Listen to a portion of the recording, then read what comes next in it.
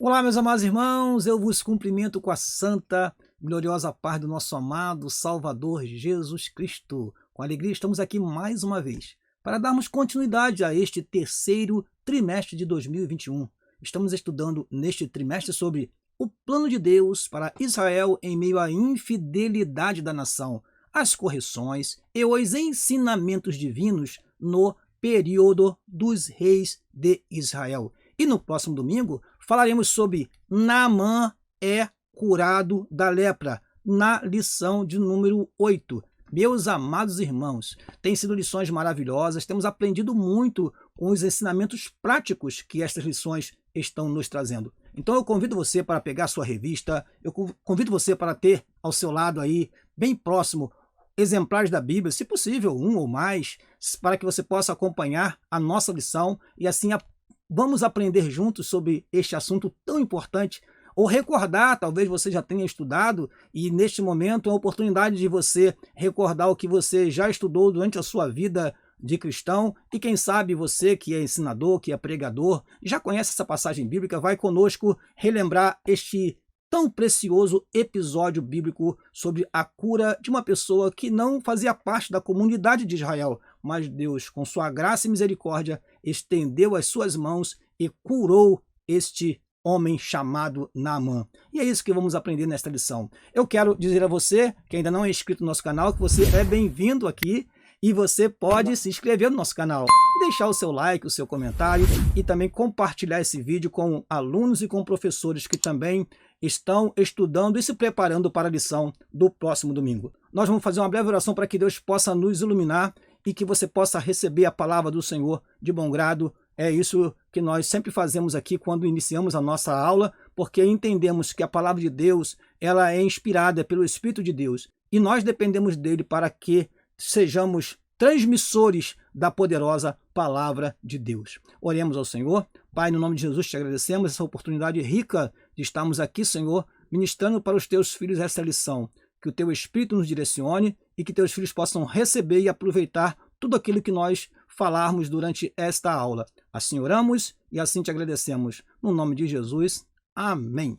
Meus amados irmãos, vamos então à nossa lição e começar pelo nosso texto áureo. O nosso texto áureo se encontra em 2 Reis, capítulo 5, versículo 14, que diz: Então desceu e mergulhou no Jordão 7 vezes, conforme a palavra do homem de Deus, e a sua carne tornou-se como a carne de um menino, e ficou purificado.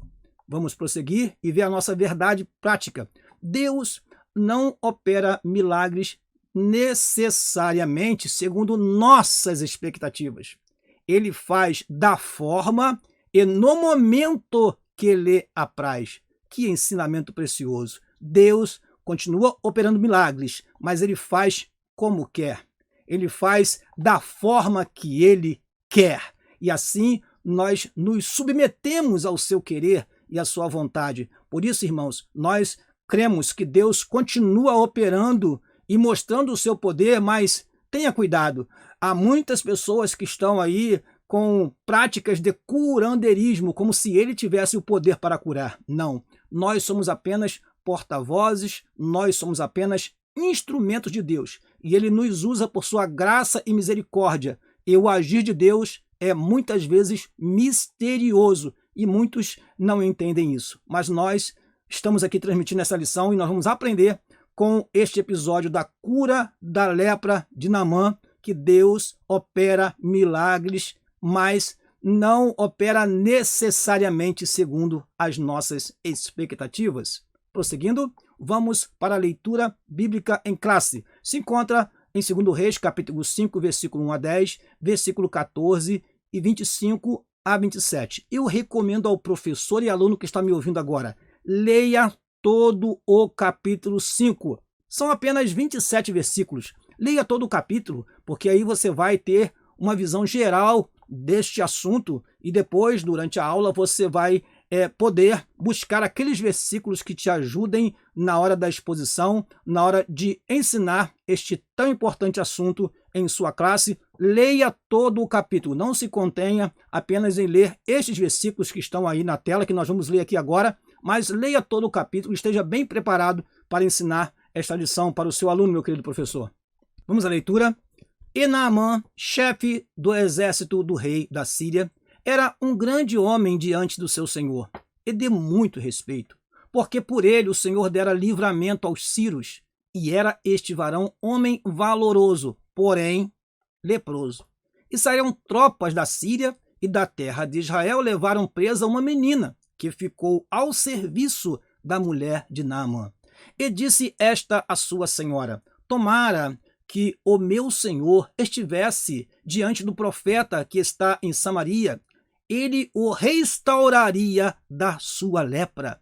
Então entrou Naamã e o notificou a seu senhor, dizendo: assim e assim falou a menina que é da terra de Israel.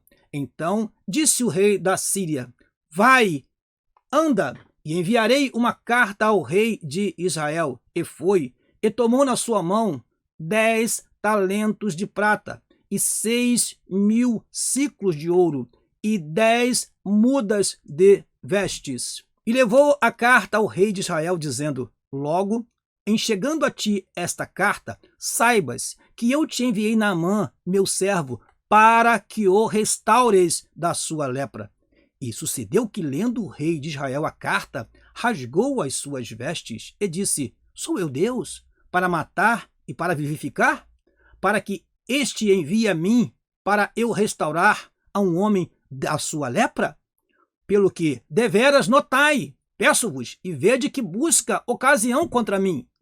Sucedeu, porém, que, ouvindo Eliseu, homem de Deus, que o rei de Israel rasgara as suas vestes, mandou dizer ao rei: por que rasgaste as tuas vestes? Deixa-o vir a mim, e saberá que há profeta em Israel. Veio, pois, Naamã com os seus cavalos e com o seu carro, e parou à porta da casa de Eliseu. Então Eliseu lhe mandou um mensageiro, dizendo: vai e lava-te 7 vezes no Jordão, e a tua carne te tornará, e ficarás purificado. O comentarista, então, pula para o versículo 14, que já é o momento em que Naamã desceu às águas. Diz assim o versículo 14: então desceu e mergulhou no Jordão 7 vezes, conforme a palavra do homem de Deus, e a sua carne tornou como a carne de um menino, e ficou purificado. Versículos 25 a 27, que são os versículos finais deste capítulo. Então ele entrou e pôs-se diante de seu senhor. E disse-lhe Eliseu: de onde vens, Geazi?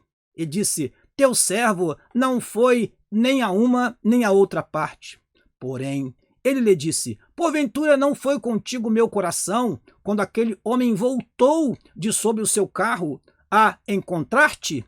Era isso ocasião para tomares prata, e para tomares vestes, e olivais, e vinhas, e ovelhas, e bois, e servos e servas?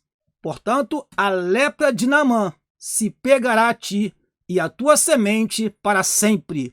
Então saiu de diante dele leproso, branco como a neve. Vamos agora ao nosso objetivo geral, que é revelar que Deus deseja curar e salvar a todos. Vamos aos objetivos específicos da nossa lição. Primeiro, relatar a busca de Naamã por sua cura. O segundo objetivo específico que consta em nossa lição diz assim: salientar o orgulho e a falta de fé de Naamã. Assim está na nossa revista. Porém, se nós observarmos a introdução, nós veremos que ele precisou exercitar a sua obediência e fé. Então, amados, eu creio que seria mais próprio dizer que nós vamos salientar o orgulho e a fé condicional ou a fé limitada de Naamã. É isso que vemos neste relato bíblico, porque ele confiou que seria curado. Ele foi até Israel para ser curado. Ele foi ao encontro do profeta para ser curado. Porém, ele imaginou que tudo aconteceria de uma forma e aconteceu de outra, porque Deus opera segundo a sua vontade, segundo o seu querer, onde quer, como quer, usando quem ele quer. Isso Naamã aprendeu nesse episódio. E o último objetivo específico, identificar a ambição de Geazi. Vamos então à nossa introdução. A cura da lepra de Naamã nos revela que os métodos de Deus nem sempre são fáceis de compreender. Naamã, o comandante do exército, precisou exercitar sua obediência e fé ao mergulhar no Rio Jordão, pois tal ato era demasiadamente humilhante para um homem de sua posição. Porém, ao deixar de lado o orgulho e cumprir a rigor o que Eliseu lhe dissera, Naamã alcançou a cura. Vamos deixar para os irmãos algo que é interessante antes de prosseguir. Os personagens deste relato bíblico. Você, professor, pode perguntar isso aos seus alunos. Quantos personagens nós temos nessa história? Você pode perguntar também o que cada um fez, como eles participaram deste fato bíblico. Eu trouxe para você aqui 10 itens, vai te ajudar a entender e também a comunicar esta lição. Vamos lá. Primeiro, Naamã, o capitão do exército, porém leproso. Segundo, a menina que testemunhou sobre o profeta Eliseu. Essa menina é um exemplo claro de pessoa que prega e fala do evangelho onde quer que esteja. Ela foi levada cativa, porém ela conhecia o profeta Eliseu. Ela sabia que ele era homem de Deus. Ela deu testemunho do homem de Deus, e assim aquele homem foi curado através do seu testemunho. Depois nós temos Eliseu, o profeta usado por Deus. Depois nós temos a mulher de Naamã, que informou ao marido sobre Eliseu. Depois nós temos quem? O rei da Síria, que enviou carta ao rei de Israel. Temos participando dessa história também o rei de Israel, que ao receber a carta rasgou suas vestes e pensou que era uma provocação do rei da Síria. Depois nós temos um mensageiro de Eliseu que levou a ordem para que Naamã se banhasse 7 vezes no Rio Jordão ou no Jordão. Depois nós temos os servos de Naamã que lhe aconselharam a banhar-se. Temos também Geazi, servo de Eliseu, que pediu presentes a Naamã e depois ficou leproso. E por último temos 2 servos que ajudaram Eliseu a transportar a prata e os vestidos, os presentes que ele foi buscar após o seu senhor Eliseu rejeitar. Ele foi em busca daqueles presentes e isso lhe custou a sua integridade física. Ele se tornou um leproso. Então, esta tela nos ajuda a entender essa história do ponto de vista ou pela perspectiva dos personagens que participaram dela. Tópico número 1. Naamã, o chefe do exército sírio. Item número 1. Naamã, um comandante honrado. Naamã era um ministro do alto escalão do governo da Síria, cuja capital era Damasco. A Síria havia atacado Israel várias vezes. Naamã era um comandante admirado e respeitado por todos devido às suas muitas vitórias em batalhas, mas era leproso e essa doença afetava sua integridade e o deixava vulnerável. Naamã era um general, Naamã era um homem de autoridade, porém a lepra o atingira e ele agora se via em uma situação difícil, porque mesmo sendo um general renomado, conhecido e respeitado, a sua enfermidade limitava as suas ações, limitava o seu trabalho como um general. Ele então era uma pessoa carente da misericórdia, da graça divina, e esta graça o alcançou. A escrava, uma testemunha de Deus, é o segundo item desse primeiro tópico. Em uma de suas incursões de guerra contra Israel, Naamã fez uma menina de escrava. Esta passou a morar na sua casa e, vendo o sofrimento do seu senhor, sugeriu à esposa de Naamã que fosse falar com o profeta Eliseu.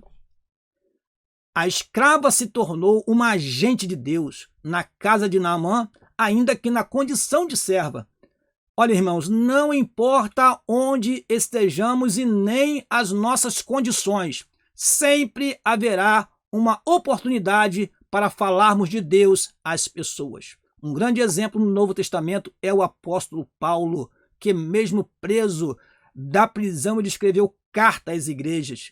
O apóstolo Paulo, mesmo sendo açoitado, perseguido, preso, não deixou de testemunhar, até mesmo diante das autoridades romanas daquela época. O apóstolo Pedro também fez isso no início do livro de Atos dos Apóstolos. Ele enfrentou as autoridades daquela época e deu testemunho. Nós também, em nossos dias, meus amados irmãos, não podemos deixar de testemunhar de Jesus. Esta menina é um grande exemplo para todos nós.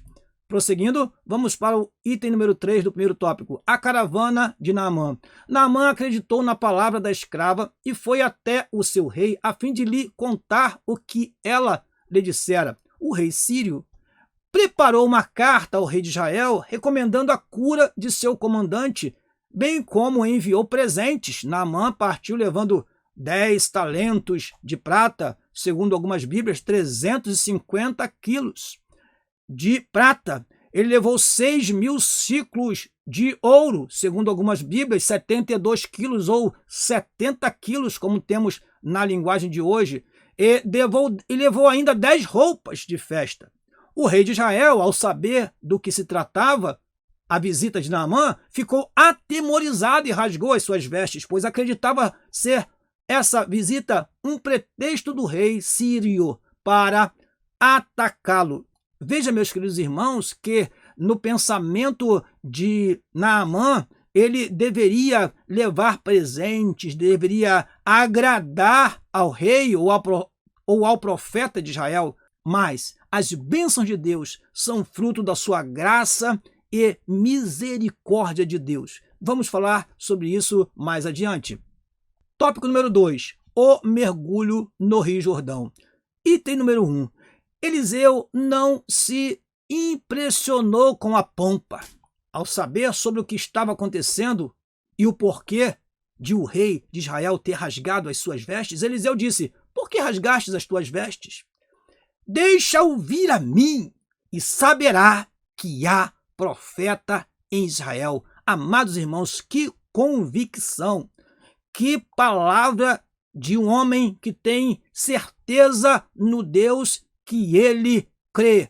Ele tem certeza no Deus Todo-Poderoso. E ele disse: não se incomode, rei. Isto não é para você resolver mesmo. Isso é coisa para homem de Deus. E assim ele disse: traga-o a mim e verá e saberá que há profeta em Israel. Meus amados irmãos, que frase maravilhosa. E eu pergunto a você, meu querido irmão, meu querido professor, será que ainda há profeta em Israel? Será que ainda há pessoas usadas por Deus em nossos dias que podemos confiar e levar a Ele nossas causas, levar os nossos problemas, até mesmo as nossas enfermidades, para que sejamos curados, libertos? Sim, ainda há profeta em Israel, ainda há pessoas que são usadas por Deus para que milagres aconteçam. Prosseguindo, então o comandante Naamã foi até a casa de Eliseu, porém, ele não o recebeu, mas mandou um mensageiro com as instruções do que ele haveria de fazer para ser curado. Você deve se lembrar que um certo homem disse para Jesus: diga apenas uma palavra e o meu criado sarará. Então, este homem chamado Naamã, ele não queria apenas uma palavra, ele queria algo mais.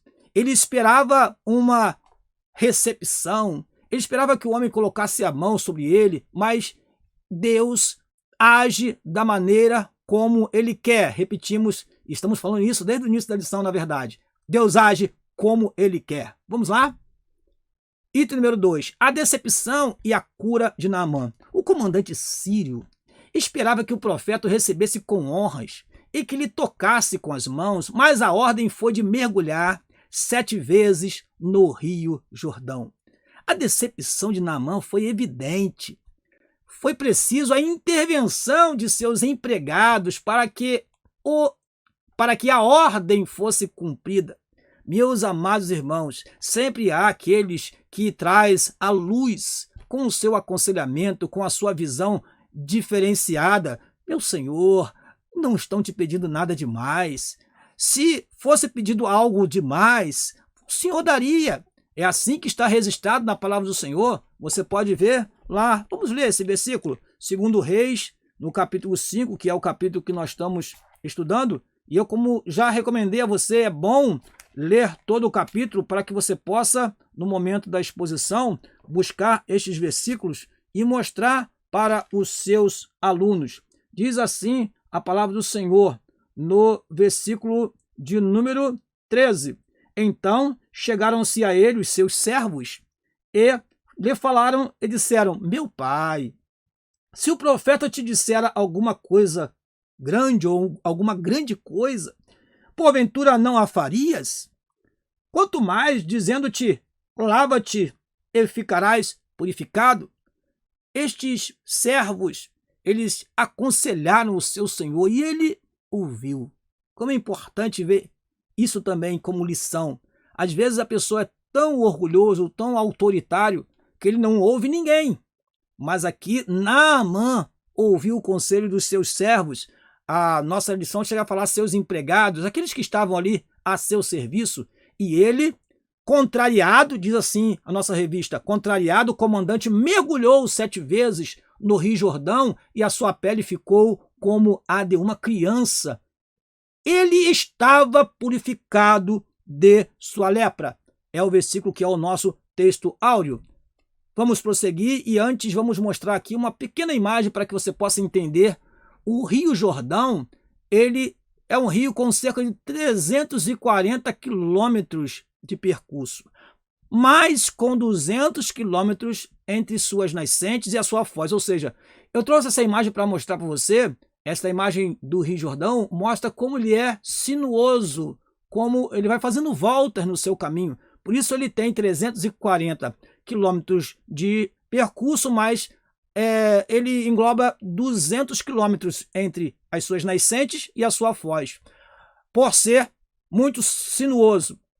Rio de águas barrentas, com muitas corredeiras e margens perigosas.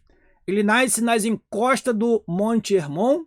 Ele literalmente desce, porque a palavra Jordão significa que desce, até o Mar Morto, que em 2014 estava com 427 metros abaixo do nível do mar. Por que nós colocamos aqui em 2014? Porque este rio desemboca no Mar Morto.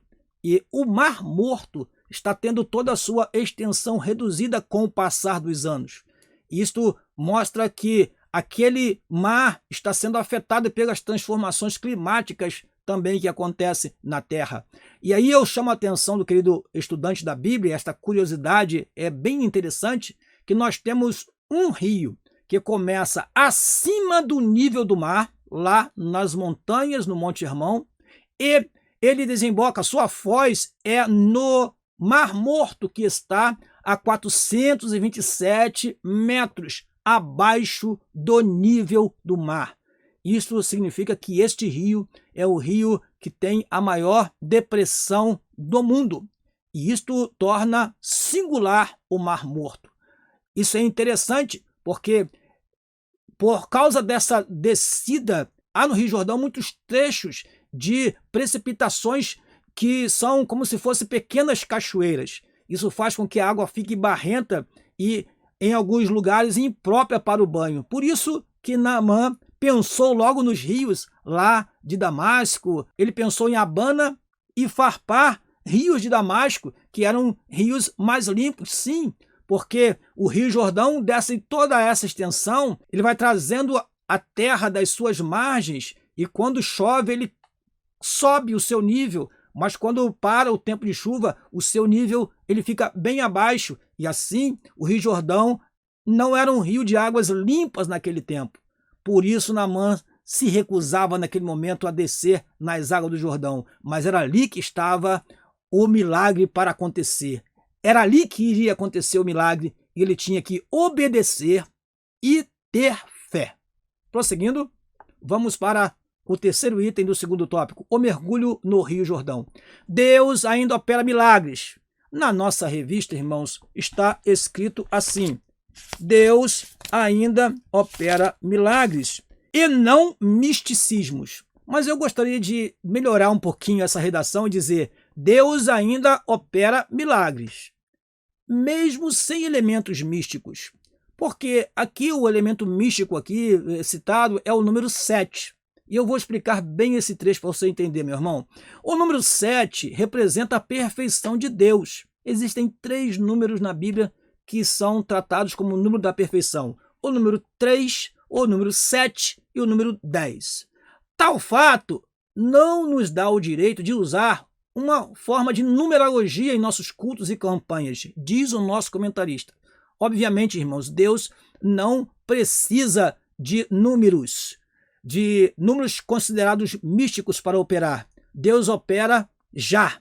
Deus opera daqui a um tempo, Deus opera daqui a um ano, ele opera quando ele quer. Na verdade, a operação de Deus independe se nós fizermos campanha de 7 ou de 3 dias. Fazemos e continuaremos fazendo, porque isto tem a ver com o propósito, com a pessoa ter, durante aquele tempo, o seu propósito mantido. Quando foi proposto que Naamã mergulhasse 7 vezes, o que estava ali sendo testado é a sua obediência, é ver até que ponto ele cumpriria aquilo que lhe foi ordenado. Então, diz o nosso comentarista assim: onde Deus age, não é preciso numerologia ou superstição, pois o poder de Deus está acima de tudo isso. Aí nós precisamos ponderar, porque em outro milagre bíblico nós temos também o número 7. Então, apesar de não considerar o número 7 como um número místico, nós não devemos fazer isso, porque o número 7 é o número da perfeição, mas Deus não precisa necessariamente de 7 dias para operar, de 7 oração. Deus não precisa necessariamente de 7 vigílias. Deus é aquele que opera maravilha sempre, indiferente de nós associarmos a este propósito números que são considerados por alguns como números místicos. Olha o que diz Hebreus no capítulo 11, no versículo 30. Diz assim a palavra do Senhor: pela fé caíram os muros de Jericó, sendo rodeados por 7 dias. Durante 7 dias. Então, precisamos notar isso. Note, entretanto, que este número está presente em outro milagre. Isso quer dizer o quê, pastor Daniel? Você pode estar me perguntando. Eu acredito no número 7 ou não acredito? Irmãos, a nossa fé está em Deus. Se você fizer um propósito de 7 dias, amém. Mas Deus pode te curar na primeira semana. Deus pode te curar na segunda semana e você vai continuar com o seu propósito até o final. E pode ser que você faça uma campanha de 7 dias e Deus não te cure. Pode ser que você faça uma campanha de 7 dias e o milagre não chegue. E nem por isso você vai deixar de crer no Deus que pode fazer milagre. O uso deste número é para mantermos a nossa disciplina, é para mantermos a nossa obediência, é para mantermos a nossa fé. Então, irmãos, nós também devemos confiar que Deus opera das formas mais diversas e nós não podemos impedir o agir de Deus e nem procurar entender como ele vai agir. Deixa com ele, que ele sabe como faz. E mesmo que não haja um milagre visível, ele está agindo, pois a fé é confiar nele, mesmo quando as coisas não acontecem do mesmo jeito. Lendo o próprio livro de Hebreus, capítulo 11, versículo 13, diz assim: todos estes morreram na fé sem terem recebido as promessas, mas vendo-as de longe e crendo nelas e abraçando-as, confessaram que eram estrangeiros e peregrinos na terra. Terceiro tópico da nossa lição: Geazi é acometido da lepra. A rejeição dos presentes é o primeiro item. Naamã estava disposto a voltar a Eliseu e lhe presentear. A Bíblia não deixa claro que esse presente foi o mesmo enviado pelo rei Ciro anteriormente. Porém, se for o mesmo, a quantia era composta de 350 quilos de prata e uns 70 quilos de ouro e 10 mudas de roupas finas, como mostramos no início da lição. Um valor muito grande para ser rejeitado. Mas, mesmo assim, Eliseu rejeitou o presente. Item número 2. Homens de Deus não se deixam vender, meus amados irmãos. A atitude de Eliseu ao recusar o presente de Naamã revela um comportamento de quem não vende a si mesmo ou as bênçãos de Deus. Tanto Elias quanto Eliseu eram homens honestos consigo mesmos e com Deus. E aí, irmãos, eu acrescento aqui uma frase, uma interrogação muito interessante para que você possa conversar com seus alunos sobre isso. Vivemos num tempo no qual muitos preletores e cantores cobram fortunas para pregar ou cantar. Aliás, cantam apenas 2 ou 3 louvores, mais do que isso não cantam, como se fossem contratados apenas para cantar aquela quantidade de hino. Será que estes que dizem viver da obra rejeitariam o presente de Naamã, como fez Eliseu? É uma reflexão, porque nós estamos vivendo num tempo, irmãos amados, que há um determinante financeiro sobre as questões e sobre a igreja. Parece que tudo na igreja se tornou movido a dinheiro. Porém, homens de Deus sérios não se deixam vender por coisa alguma e não colocam também os dons de Deus e as bênçãos de Deus precificados para que as pessoas adquiram a bênção, ou adquiram a libertação, ou adquiram a cura, tenham que pagar por alguma coisa. Em nome de Jesus, vamos viver o Evangelho. Mateus capítulo 10, versículo 8 diz: curai os enfermos, limpai os leprosos, ressuscitai os mortos, expulsai os demônios. De graça recebestes, de graça dai. Não estamos falando aqui que você não deve, meu querido irmão, professor, pregador, receber a sua gasolina quando você for pregar, receber o ressarcimento do seu combustível. Não, isso é absolutamente normal que aconteça. Não estou dizendo que você não seja bem recebido numa igreja ou que alguém não lhe ofereça algo como recompensa pela sua dedicação. Nada disso. O que estamos falando é sobre a cobrança de valores exorbitantes para exercer um ministério na igreja. Que Deus tenha misericórdia de nós e que isso se afaste, irmãos, dos nossos templos de uma vez por todas. Vamos então para o terceiro item deste terceiro tópico. Por ganância, Geazi é acometido da lepra. Depois de visitar Eliseu, Naamã partiu para a Síria. Quando Naamã iniciava a sua viagem, Geazi, cheio de ganância em seu coração, foi até ele e mentindo. A nossa revista diz que se apoderou dos presentes oferecidos a Eliseu. Não foi bem isso. Se nós olharmos a lição, nós vamos ver que ele pediu presentes a Naamã. E vamos mostrar isso na próxima tela. Tal atitude nos revela o caráter distorcido de Geazi.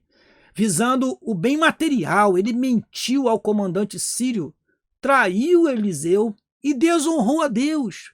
Por isso, o jovem foi acometido de lepra e saiu diante do profeta branco como a neve. Eu quero ler o texto que vai ficar bem mais explicado quando você lê o texto, meus amados irmãos. Diz assim, versículo 20 em diante. Então Geazi, servo de Eliseu, homem de Deus, disse: eis que meu senhor poupou a este sírio, Naamã, não recebendo de sua mão alguma coisa do que trazia. Porém, vive o Senhor, que hei de correr atrás dele e receber dele alguma coisa. E foi Geazi a alcançar Naamã. E Naamã, vendo que corria atrás dele, desceu do carro a encontrá-lo. E disse-lhe: vai tudo bem? E ele disse: tudo vai bem. Meu Senhor me mandou dizer, olha a mentira, meus amados irmãos, meu Senhor me mandou dizer, eis que agora mesmo vieram a mim 2 jovens, 2 filhos dos profetas da montanha de Efraim, dá-lhes, pois, 1 talento de prata e 2 mudas de roupas, 1 talento de prata, cerca de 35 quilos de prata. E disse Naamã, ser servido tomar 2 talentos, 70 quilos. E instou com ele e amarrou 2 talentos de prata em 2 sacos, com 2 mudas de roupas, e pô-los sobre 2 de seus servos, os quais os levaram diante dele. E, chegando ele a certa altura, tomou-os das suas mãos e os depositou na casa, e despediu aqueles homens, e foram-se. Então ele entrou e pôs-se diante de seu senhor. E disse-lhe Eliseu: de onde vens, Geazi? E disse: teu servo não foi a nem uma nem a outra parte. Outra mentira. Porém ele lhe disse: porventura, não foi contigo o meu coração quando aquele homem voltou do seu carro a encontrar-te? E era a ocasião para receberes pratas e para tomares roupas e olivais e vinhas, ovelhas e bois, servos e servas. Portanto, a lepra de Naamã se pegará a ti e à tua descendência para sempre. Então saiu de diante dele leproso, branco como a neve. Eu trouxe para os irmãos algo que está no subsídio bibliográfico em nossa revista, e eu fiz um resumo e trouxe para você, para ajudar você, meu querido professor, a falar para os seus alunos a respeito dessa atitude de Geazi. Vamos lá. Primeiro, Geazi amou o dinheiro. O amor ao dinheiro, irmãos, é a raiz de toda espécie de males, diz a palavra do Senhor. Geazi cobiçou o que Eliseu desprezou. Meu querido irmão, você que é um servo de Deus, cuidado. Aquilo que o seu líder despreza, porque ele tem temor de Deus, não cobice. Aquilo que o seu líder maior rejeita, não cobice, porque se o seu líder, se o seu mestre rejeitou, você, como servo, como discípulo, também deve rejeitar. 3. Geazi censurou seu senhor por recusar o presente. 4. Geazi considerou o seu senhor um tolo. Ora, meu senhor vai deixar este homem voltar com todos esses presentes? Não, eu vou atrás dele, vou receber dele alguma coisa. 5. Geazi se achou mais sábio do que o seu senhor. É um perigo quando o servo, quando o aprendiz, quando o discípulo se apresenta e quer se apresentar mais sábio do que o seu senhor. 6. Geazi disse uma mentira deliberada a um nobre capitão que desceu do carro e foi ao encontro dele. 7. Geazi abusou do seu senhor e o representou como quem tinha se arrependido de sua generosidade, ou seja, como alguém inconstante. Quando Geazi se dirigiu a Naamã e disse: olha, o meu senhor mandou dizer, ele estava querendo dizer o seguinte: olha, meu senhor, ele mudou de opinião. Ele não queria naquela hora, mas depois que o senhor saiu da presença dele, ele se arrependeu. Ele se arrependeu da sua generosidade. Que perigo, meus amados irmãos. E aí você vê por que o castigo de Geazi foi tão grande. E último, número 8. Geazi poderia desviar Naamã da fé que acabara de confessar. E nós vamos falar disso daqui a pouquinho. Ou seja, muito cuidado, meu querido irmão, porque você pode desviar um novo convertido com as suas atitudes, desviar alguém que acabou de confessar diante do homem de Deus que reconhece o Deus de Israel e que mesmo diante de outro Deus vai continuar temendo ao Deus de Israel. Assim acontece com muitas pessoas que aceitam Jesus como Salvador, está trilhando os retos caminhos do Senhor, mas alguém com seu mau comportamento, com a sua atitude indevida, faz com que essa pessoa enfraqueça na fé e pare na sua caminhada e não continue a trilhar os retos caminhos do Senhor. Vamos à nossa conclusão? Diz assim a nossa conclusão: a cura de Naamã nos mostra que Deus está disposto a perdoar e salvar a todos, independente de posição social ou nacionalidade. E, apesar de muitas vezes não compreendermos, o Senhor opera maravilhas de formas diferenciadas. Naamã, a princípio, não havia entendido o caminho para a cura, mas, assim que a recebeu, reconheceu o Senhor como único e verdadeiro Deus. E eu deixei para ler isto na próxima tela para você. Diz assim: e disse Naamã: se não queres, dê-se a este teu servo uma carga de terra que baste para carregar 2 mulas, porque nunca mais oferecerá este teu servo holocausto nem sacrifício a outros deuses senão ao Senhor. Olha que testemunho maravilhoso.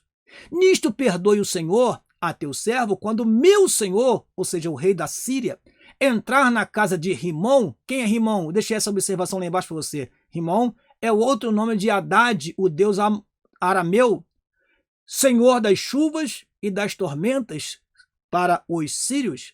citado em Zacarias capítulo 12, versículo 11. Então, prosseguindo, nisto perdoe o Senhor a teu servo quando meu senhor, o rei da Síria, entrar na casa de Rimom para ali adorar, e ele se encostar na minha mão, e eu também tenha de me encurvar na casa de Rimom, quando assim me encurvar na casa de Rimom, nisto perdoe o Senhor a teu servo. Ele está confessando, meus amados irmãos, que ele era um convertido aos Deus Jeová, ao Senhor Jeová, porque ele recebeu a cura e reconheceu que o que Rimom não pôde fazer para ele, porque ele veio de lá, da terra onde Rimom era Deus, e não era Deus coisa nenhuma, porque não pôde lhe dar a cura, não pôde lhe dar o que ele só encontrou em Israel, porque havia um profeta em Israel usado por Deus. Então agora ele volta para a sua terra convertido. Que maravilha é esta lição. Eu termino essa lição convidando você para a lição número 9, o reinado de Joás. E a recomendação é: não perca a próxima aula. Meu querido irmão, meu querido professor, eu te agradeço pela sua participação, por você estar aqui conosco até este momento. E eu quero mais uma vez pedir a você que ainda não é inscrito no nosso canal, que você faça a sua inscrição, nos incentive através do seu like, através do seu comentário, e assim nós teremos o prazer de te responder. Eu quero deixar mais uma vez o que sempre deixo aqui no final das minhas aulas: um abraço para a minha família amada, a minha esposa, irmã Leila, meus filhos Elisa e Letícia, nossos incentivadores aqui, todas as semanas, sempre nos apoiando, e também o meu pastor presidente, o pastor Samuel da Silva. Deus abençoe a todos, que lhe dê uma lição maravilhosa. Explore tudo aquilo que nós deixamos para você e ainda mais, pesquise. Vá preparado para a aula, cara professor. Não deixe que seu aluno fique sem informações adicionais. Envolva-o com este assunto tão maravilhoso. Extraia essas poderosas lições para aplicá-la em cada aula. Aproveite bem. Esta é a nossa recomendação. Deus te abençoe. No nome de Jesus. Amém.